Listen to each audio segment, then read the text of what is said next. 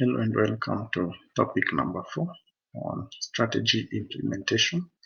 This is also a topic under the strategic management module. By the end of the discussion, you will be able to identify the steps in strategy implementation, also be able to explore the purpose of strategy implementation, also be able to understand the determinants of an organization structure, and finally, you will be able to understand the benefits of resource allocation when it comes to the implementation of strategies. So we are just coming from a discussion of strategy formulation. Now we want to implement the strategies that we have formulated, and that's why we are saying implementation involves turning the strategy into action. And this is very, very important to ensure that now the strategy has been actualized.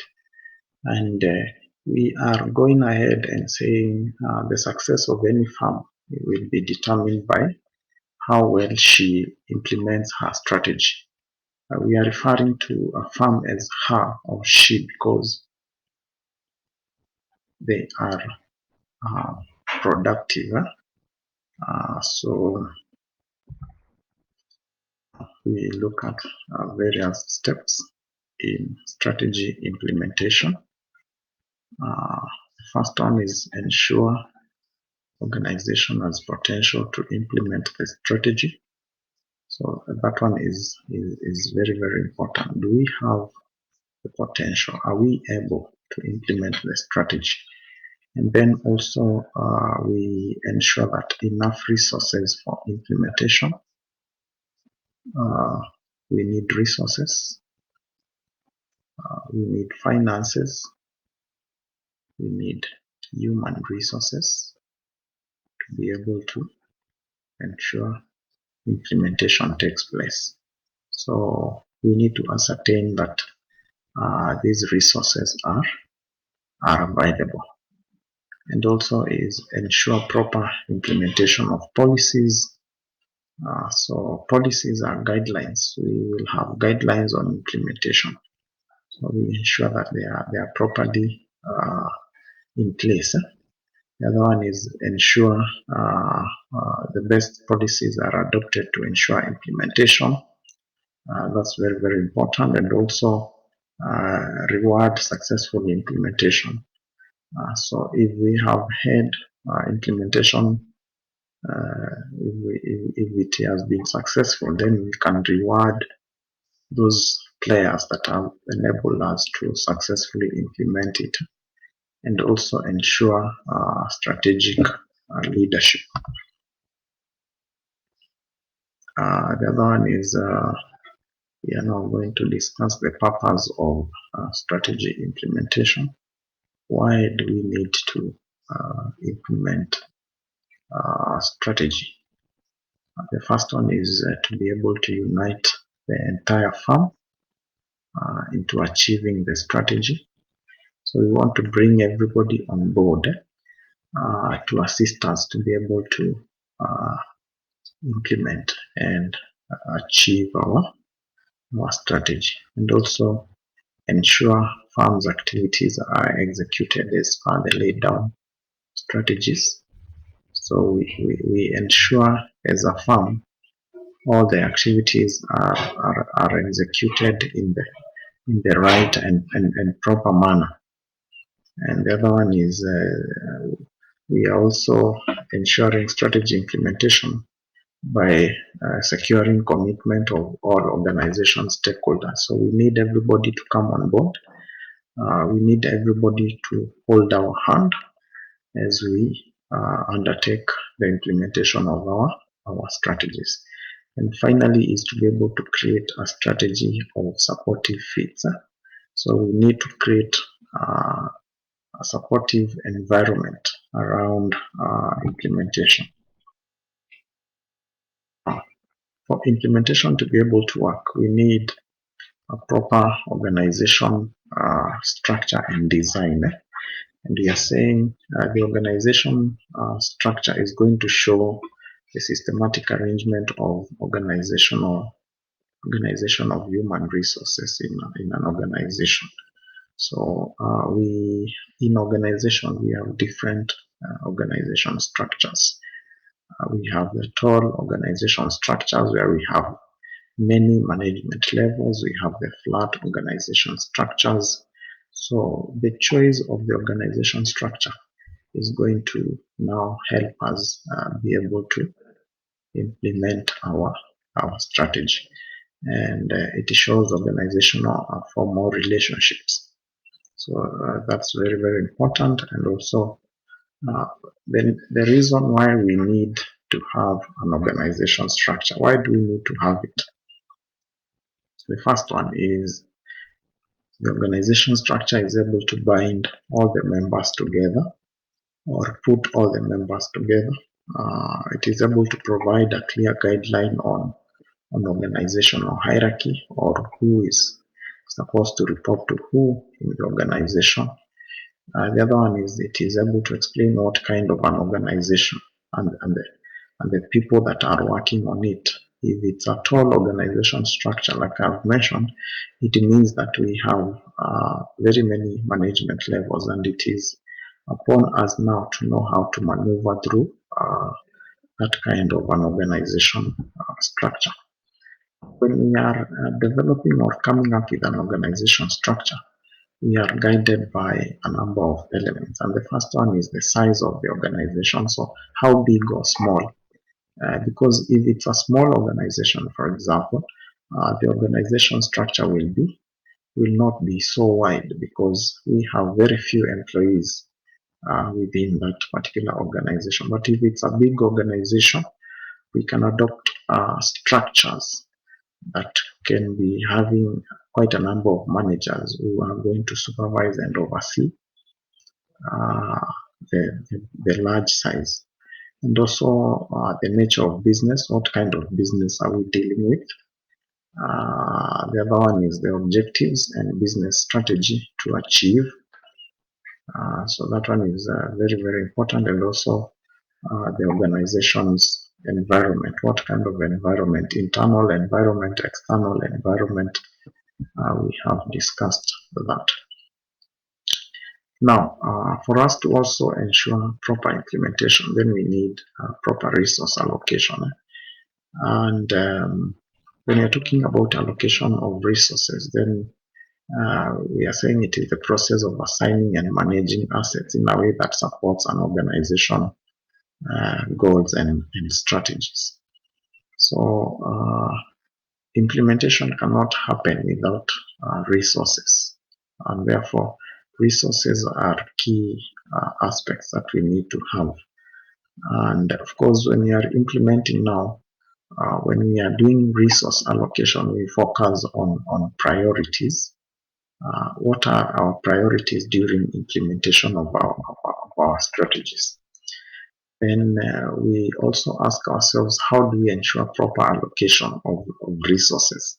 Number one, and very, very importantly, we need to plan, map out the organizational strategies. So once we have these strategies in place, then we can be able to know where to start, and also check the resource availability. The other one is schedule, assign the available resources. So you can distribute whatever you have in terms of financial resources, in terms of human resources, to see whether now we can put whatever we have been thinking about into action.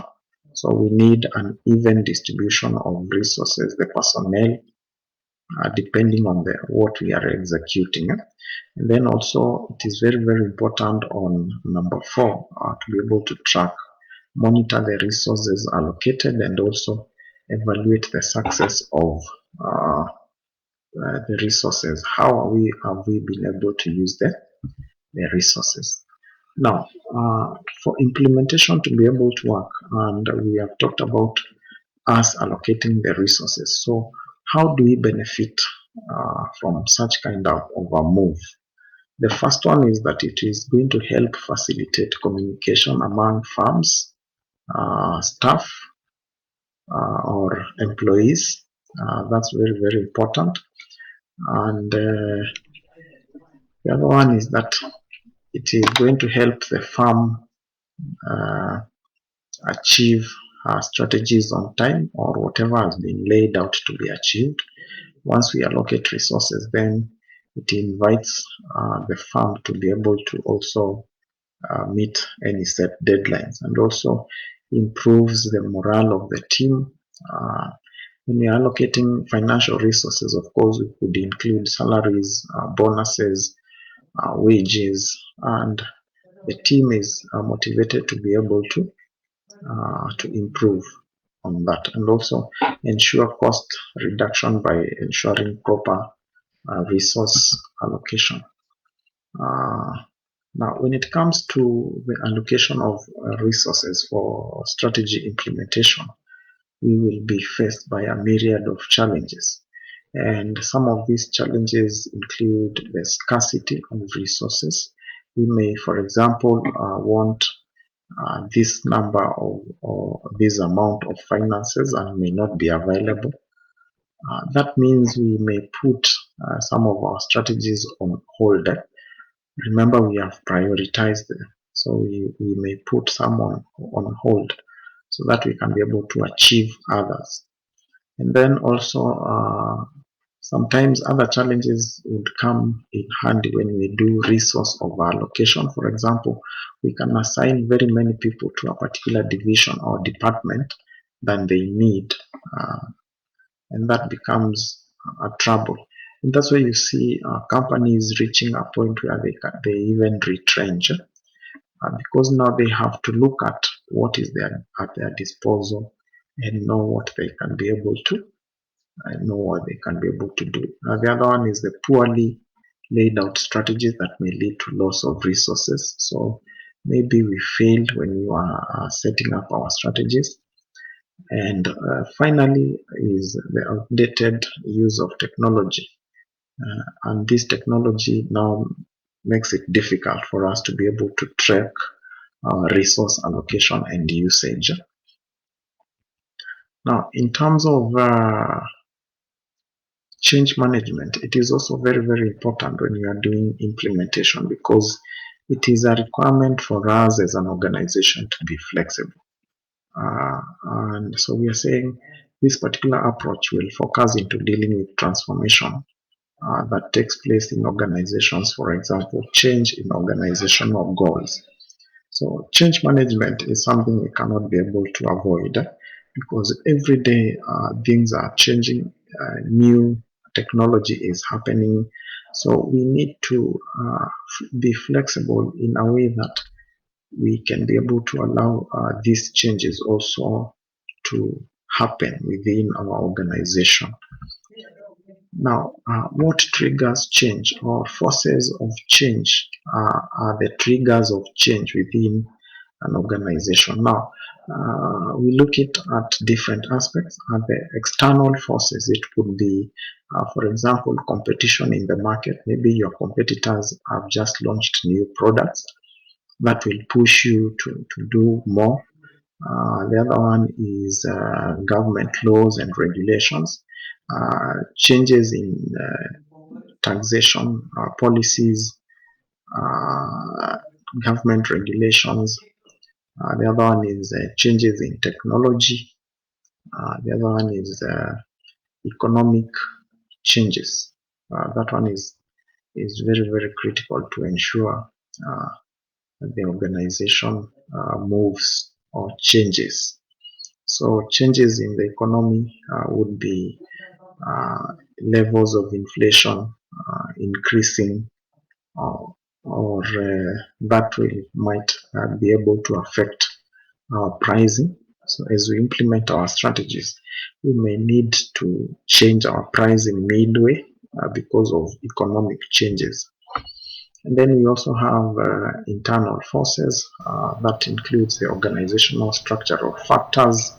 So these are forces within the organization that would make firms to change.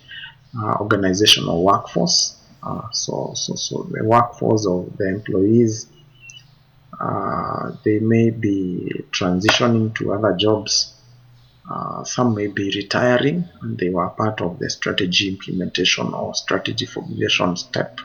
So we need to make adjustments. The staff attitude, what attitude do the staff have? And the other one is the introduction of new technology within the organization. We will definitely have staff and employees resisting change, and part of the causes of individuals resisting change.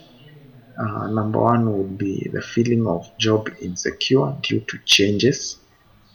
Employees would resist whatever change that you are introducing because they feel insecure.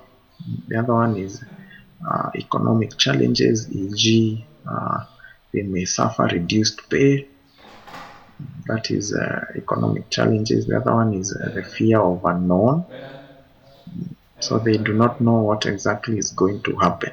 So rather than them embrace it and they do not know the consequence, employees would rather resist. And also the other one is selective information processing. Selective information processing. So selective information processing means once they receive any communication about change, they just choose what they want to hear or what favors them, and the rest they ignore. Now, what causes employees to resist change? Number one is threats. Uh, at the organizational level, it could be threats to established resources, e.g., some groups may enjoy more resources than others. At the organizational level, I would be, for example, in my department, I would be used to a lot of resources at my disposal. And then a proposal comes that is going to take these resources away. And that makes me to resist the proposal or the change. At an organizational level also, resistance comes through group inertia. Group inertia is the resistance that happens contributed by groups, for example, unions. They would be ahead or leading into saying no to the change, and also is the limited focus into the change. Then how do we overcome all those issues that we have just highlighted there? We need to have education and communication. We need to introduce that. The other one is ensure participation and involvement. That's very, very important. The other one is so we can involve everybody along the way, and change facilitation and support. So we can facilitate individuals to learn and also reward innovation and creativity. So those that have taken part in innovation, we can reward them. We have also what we call strategic leadership. It is leadership that encompasses leaders using different styles to develop a vision for their firm, and that enables them to gain a competitive advantage. So why do strategic leaders do, or what do strategic leaders do? For us to ensure successful implementation, we need strategic leaders. And strategic leaders are going to do the following. Number one, they will be key into providing direction. That's very, very important. And they will also help translate strategy into action. That's very, very important. And they will also ensure people are aligned to the strategy, so everybody is in line with what we want to achieve. They will also, strategic leaders will also determine effective points of intervention on areas of intervention where do we need to make corrective actions. And also finally they will be able to develop strategic capabilities. So that will bring us to the end of the topic on strategy implementation.